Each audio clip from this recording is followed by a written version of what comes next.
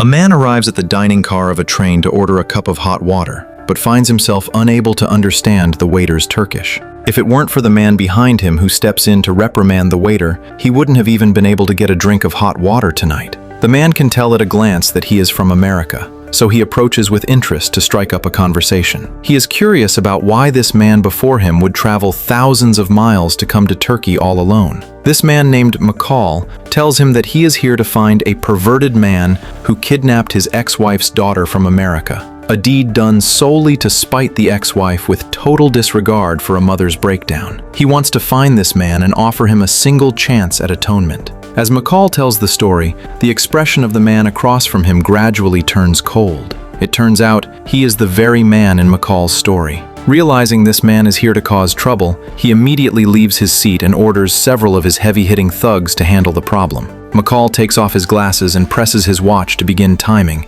taking only 3 seconds to rapidly analyze the strength and situation of his opponents before he strikes decisively. In the blink of an eye, he has unalived 3 thugs and sits back down across from the now clueless man. McCall had already given him a chance, but the man showed no sign of remorse whatsoever. So, the moment the train enters a dark tunnel, he uses the darkness to deliver a final judgment upon evil. Late at night, a woman rushes into a building and finds her long-lost daughter at a law firm. The woman collapses in tears as she holds her daughter tightly. No one knows exactly how the girl returned, only that she was dropped off at the building's front desk 45 minutes ago. It seems a kind-hearted soul who prefers to remain anonymous has done a very good deed. Perhaps if there were more people like this, there would still be hope for this city. McCall has returned from Turkey and continues with his day job. It turns out he works as a rideshare driver, operating his Chevrolet Malibu XL through every corner of the city while picking up passengers of all ages and walks of life. McCall never disturbs the guests in the back seat. He simply maintains a gentle smile, observing the various warmth and coldness of life within that small space. He lives in a vibrant, working-class neighborhood, and after greeting his neighbors familiarly, he returns to the house where he lives alone. Leading a solitary life without any entertainment or hobbies, he spends every night quietly reading and occasionally looking at the ring on his finger,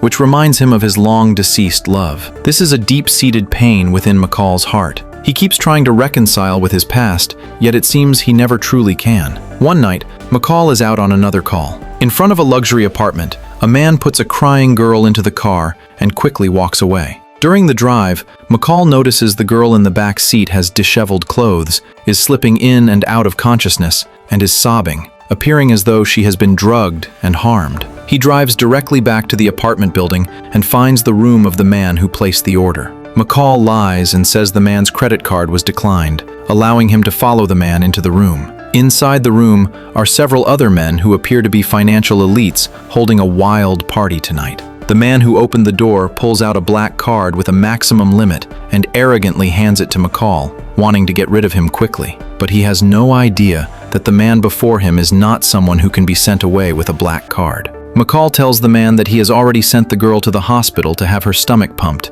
and for a full examination, and he demands these animals hand over every phone that recorded videos of the girl. The expressions of these financial elites change instantly as they realize they cannot let this man leave. The moment one of them goes to lock the door, McCall carefully observes the entire scene and presses his watch to start timing.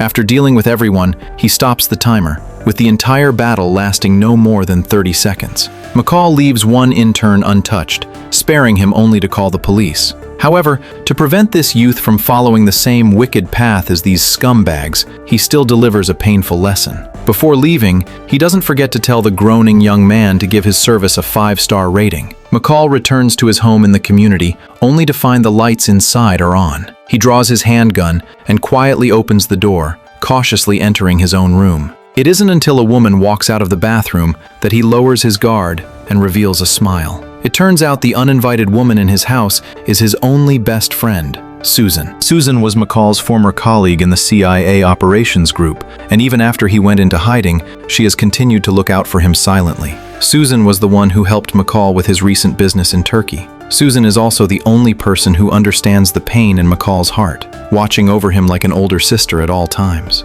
The reason for her sudden visit today is that it is the birthday of McCall's late wife. She understands that the good deeds McCall does to right wrongs are meant to fill the void of his misery, but Susan feels it isn't helping much. She suggests that McCall should go back home to see his past and face it calmly, rather than running away by renting apartments everywhere. After seeing Susan off, McCall continues his life in the same unchanging routine. One day, he notices that the walls of the community have been covered in messy graffiti, likely the work of some local punks. McCall cannot stand the sight of it, so he buys paint himself to cover it up.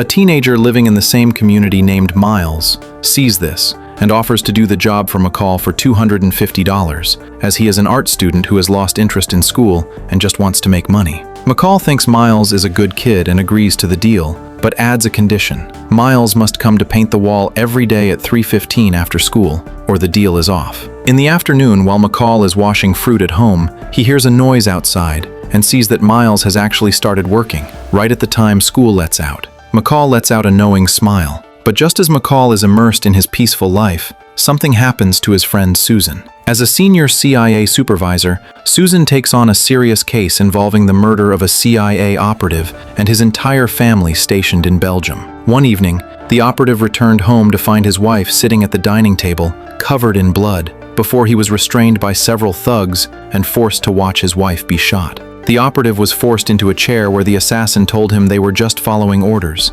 then forced the man's hand to hold the gun and shoved it into his mouth to stage a suicide. Susan arrives at the scene in Belgium and carefully examines the environment of the house. She notices some easily overlooked white powder on the dining table, which is residue from rubber gloves, and her frown deepens as she looks. When she sees the bullet hole in the glass window, she falls into a heavy silence. All of her expressions are observed by her colleague Dave, who is with her. After returning to the hotel, Susan and Dave squeeze into an elevator with a large group of people. When the elevator reaches the 16th floor, Susan and Dave say their goodbyes as she heads to her room. The moment she opens her door, two thugs suddenly rush out from behind, shove her into the room, and begin to brutally beat her while shouting for money. Susan fights back with all her might and runs into the bedroom, but as a lone woman, she is no match for two strong thugs, and she is about to face endless agony.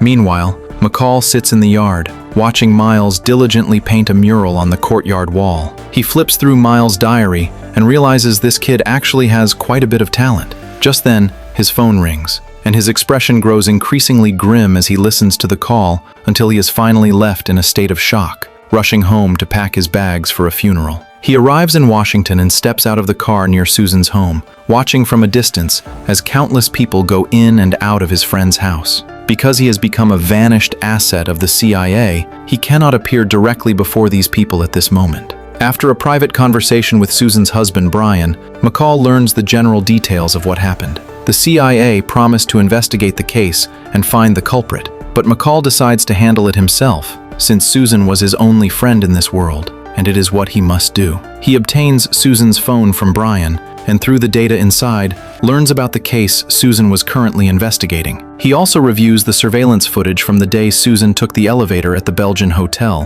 where he suddenly spots a suspicious detail. The two thugs who entered with Susan actually pressed the button for the 16th floor first, which indicates the attackers knew exactly which floor Susan lived on from the start, and that this was a premeditated deed. Meanwhile, on the other side, those two thugs are celebrating inside their house. Suddenly, a phone rings in the room, and after searching for a long time, they finally find a ringing phone hidden under a cabinet. Just as they are still wondering where this phone came from. Watching the room explode, the three men in the car downstairs drive away. They are the very same assassins who unalived the CIA operative. In a park in Washington, Dave is huffing and puffing through his morning jog. A person sitting on a bench suddenly calls out his name. Hearing that once familiar voice, Dave snaps his head around and discovers the person calling him is actually McCall, who was supposed to have died in an incident years ago. After a chat, Dave learns that this former colleague with whom he served in the operations group for 8 years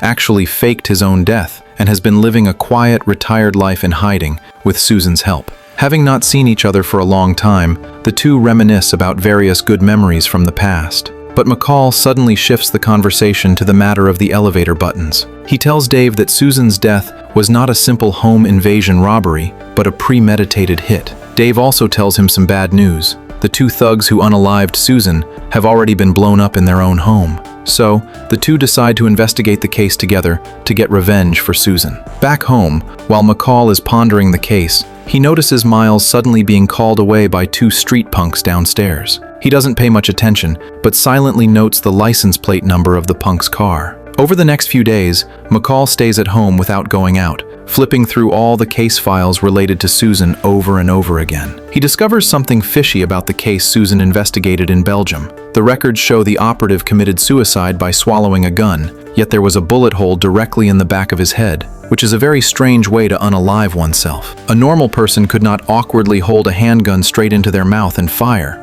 The most convenient and natural way would be to aim for the temple or fire upward from the mouth. Yet the ceiling was perfectly clean without a single drop of blood. So McCall calls Dave and informs him of this discovery. He suspects someone wants to unalive everyone investigating the Belgium case, and Susan likely was unalived because she was about to discover the truth. Later, after not seeing Miles for several days, McCall senses something is wrong and heads alone to the building where the local gang is entrenched. He pretends to take the elevator and suddenly strikes, knocking down the punk guarding the door and taking his handgun.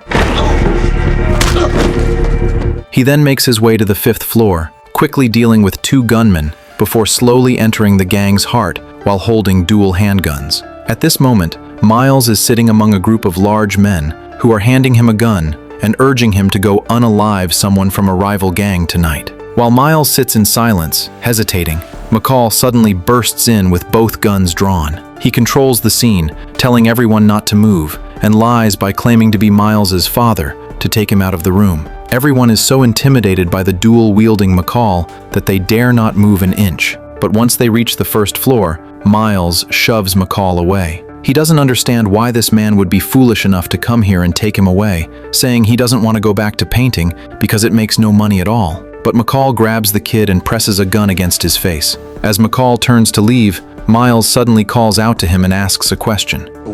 But why me? Let's find out together. Having been taught a good lesson, Miles knocks on McCall's door. After seeing that the walls in McCall's home are somewhat yellowed and worn, he sincerely offers to give them a fresh coat of paint. McCall smiles and takes a book from the shelf to give to Miles as payment. The book is titled Between the World and Me, which consists of 3 letters from a father to his son, teaching him how to stay sober-minded and self-reliant in this beautiful yet cruel world. After not driving for work for a while, McCall gets another order. It is a man heading to the airport, but the experienced McCall sees right away that this man has major issues. Not only is he staring intently at McCall from the back seat, but McCall is driving in the complete opposite direction of the airport, yet the man shows no reaction at all. Seeing he has been seen through, the man in the back seat immediately pulls out a sharp knife to strike. To his surprise, McCall makes a sharp turn that causes the man to lose his balance and fall to one side. McCall constantly swerves left and right, smashing his Malibu XL into cars along the road, while repeatedly striking the man in the back seat with his elbow as he tries to pounce, even grabbing the sharp knife the man lunged with and beating him until his face is covered in blood. The man in pain pulls out a handgun, so McCall drives into the center of the street, performs a 360-degree turn, and pinches the man's hand holding the gun to make him blow his own head off. It seems the group of assassins has already come knocking. McCall takes the man's phone and then sets fire to the Malibu that has accompanied him for a long time.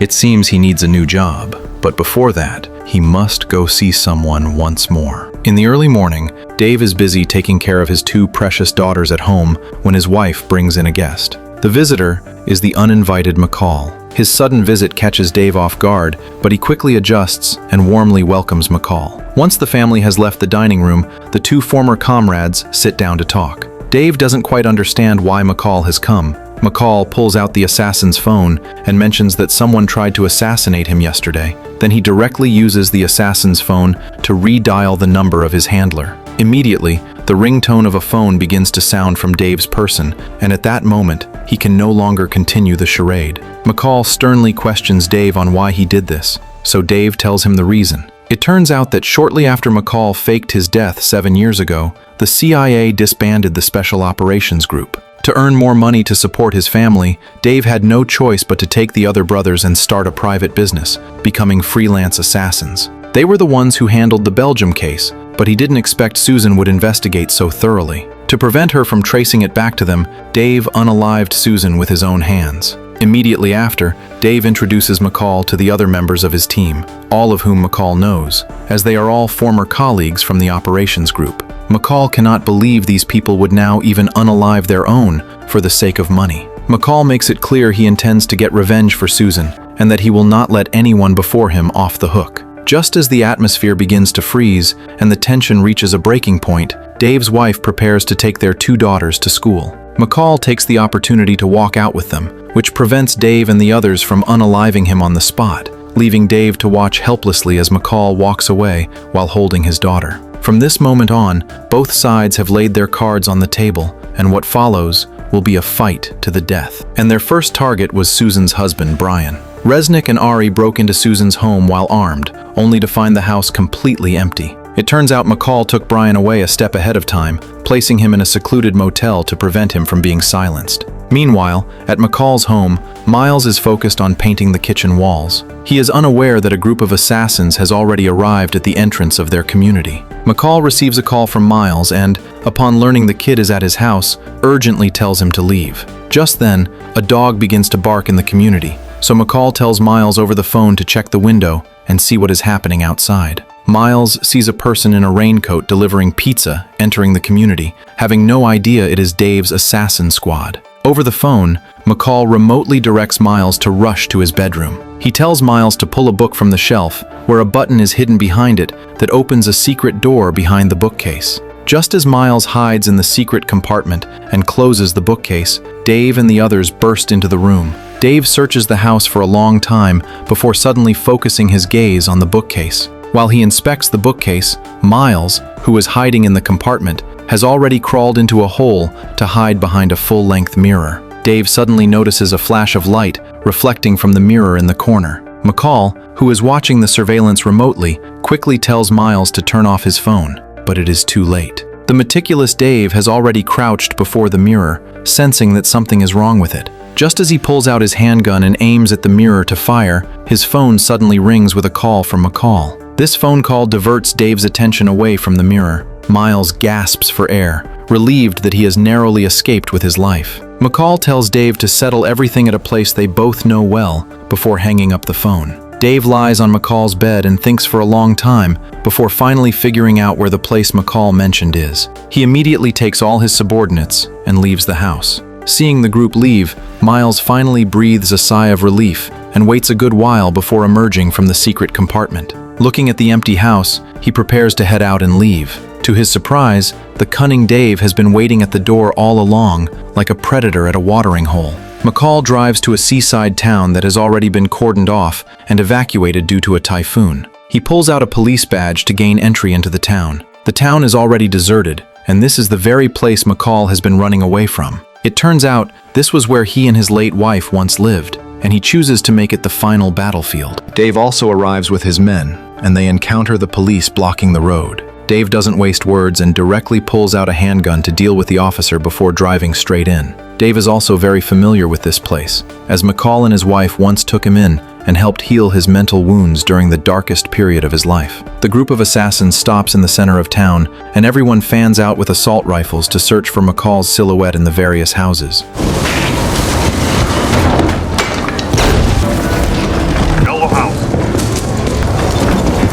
The wind is howling in the town as the typhoon grows increasingly violent. Dave spots a high platform and chooses it as his vantage point, climbing up. He takes a Daniel Defense MK-12 to use as a long-range sniper weapon and lies on the platform to overlook the entire scene. Kovac suddenly sees a figure flash ahead and quickly follows. He throws a flashbang inside the door and then rushes into the house. He patrols the room with a Daniel Defense NK-18 rifle, and just as he enters the depths of the house, a lamp on the floor suddenly lights up.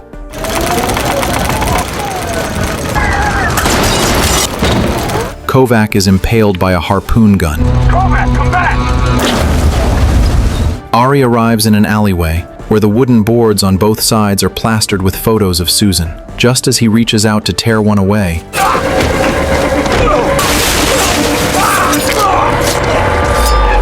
at this moment, McCall is like a ghost of the night, coming and going without a trace, leaving them with no idea where he might suddenly pop out from. Dave remains on the high platform without moving, firmly believing that McCall will eventually appear in his line of sight. McCall also sees Dave on the heights, so he takes out a rifle and shoots a power pole, causing it to emit thick black smoke. Under the cover of the smoke, he runs to the other side of the town. He runs into a house, uses a knife to slit bags filled with lime powder, and then turns on a fan to blow the lime powder all over the room.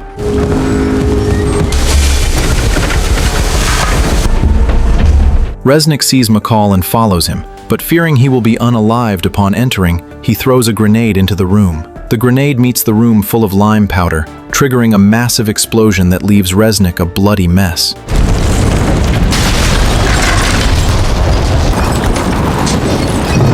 At this moment, only Dave is left. However, Dave is not afraid, as he was trained by McCall and, like McCall, likes to have a backup plan. He aims his gun at the trunk of his own car. It turns out Miles, whom he kidnapped, is hidden inside. He uses the radio to demand McCall come out, or else he will shoot the innocent youth right before his eyes. He fires shot after shot, with the bullet holes getting closer and closer to Miles's body. Seeing that McCall still hasn't come out, Dave loses his patience. Just as he prepares to fire the shot to unalive Miles, McCall, hiding in the shadows, fires a shot that blows out a tire, causing Dave's bullet to go wide. Infuriated, Dave stands up and scans the area with his gun for any sign of McCall. The increasingly strong typhoon winds blow him to the ground, nearly causing him to fall off the platform and onto the rocks below. Dave curses loudly, believing that if it weren't for McCall, he wouldn't have ended up in such a pathetic state. He believes that no one had to die, and that it was McCall who unalived them all.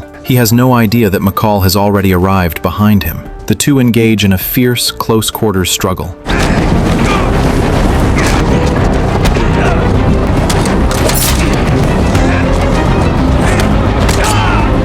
The strong and powerful Dave pins McCall's neck in a chokehold during the fight, but McCall reaches out and gouges one of his eyes. From that point on, the tide of the battle turns, and Dave has no strength left to resist, as McCall's knife carves several wounds into his body before finally being driven into his heart. McCall kicks Dave off the high platform, finally getting revenge for his dear friend Susan.